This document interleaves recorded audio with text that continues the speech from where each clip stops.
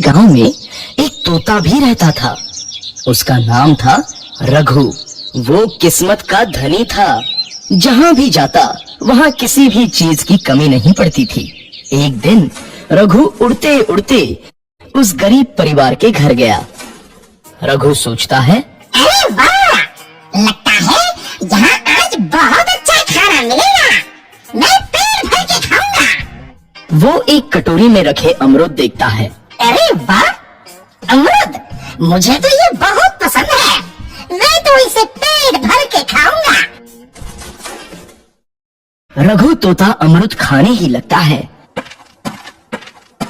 तभी सीता रघु को अमरूद खाते देखती है तो गुस्सा हो जाती है और उसे वहां से भगा देती है। भाग यहाँ से, न जाने कहाँ से आ जाते हैं। मैं तो परेशान हो गई हूँ इनसे। सीता के भगाने के बाद रघु चुपचाप से एक कोने में रहता है। धीरे धीरे उस परिवार की बरकत होने लगती है।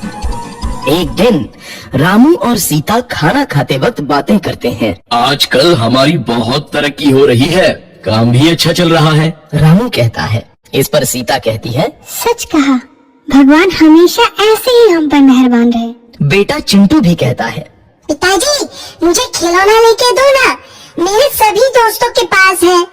रामू कहता है, ठीक है, जरूर लाऊंगा। सीता कहती है, कितने खुश है सब, मेरे परिवार को किसी की नजर न लगे। एक तरफ ऐसी बातें होती है तो दूसरी तरफ रसोई में रघु तोता भी अमरूद खाते रहता है। मजा आया, अमरूद खाया, मजा आया, अमरूद खाया, मजा आया। तभी सीता रसोई में आती है और रघु तोते को अमरूद खाते देख बहुत गुस्सा होती है। सीता रघु को बाहर निकालने के लिए पिंजरे में अमरूद रखती है। रघु जब अमरूद खाने लगता है तो पिंजरे का दरवाजा बंद हो जाता है और वो उसमें फंस जाता है। मुझे बाहर निकालो, मैं यहाँ फंस गया हूँ, मुझे बचाओ। अगले दिन सीता पिंजरा उठाकर बाहर दूर उस रघु को छोड़ देती है। रघु के जाते ही उनके घर आई बरकत धीरे धीरे कम हो जाती है। उन्हें बहुत घाटा होता है। सीता कहती है, ये क्या हो रहा है? अचानक इतना कैसे बदल गया? अभी तक तो सब कुछ अच्छा चल रहा था। रामू कहता है, लगता है भगवान हम पर रूठ गए हैं। चिंटू भी कहता है, लगता है अब मुझे खिलौने भी नहीं मिलेंगे। और वो रोने लगता है और बाहर चला जाता है।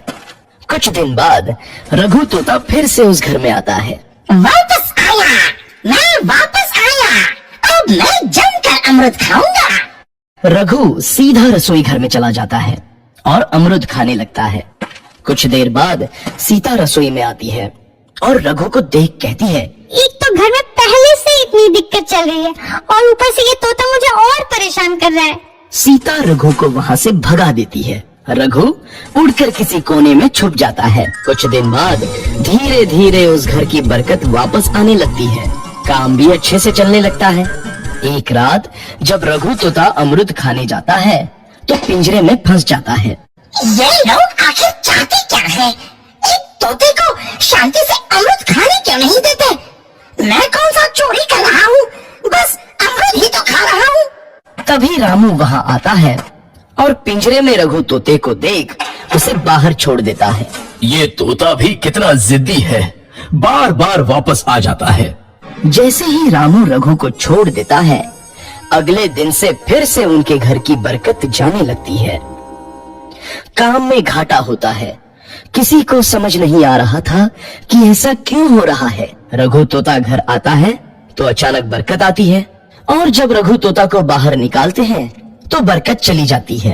एक दिन सीता रघु तोते के घर आने और बाहर जाने की स्थिति पर नजर रखती है। ये तोता जब भी घर आता है तो घर में बरकत आती है और जैसे ही घर से बाहर जाता है तो उसी के साथ बरकत भी चली जाती है।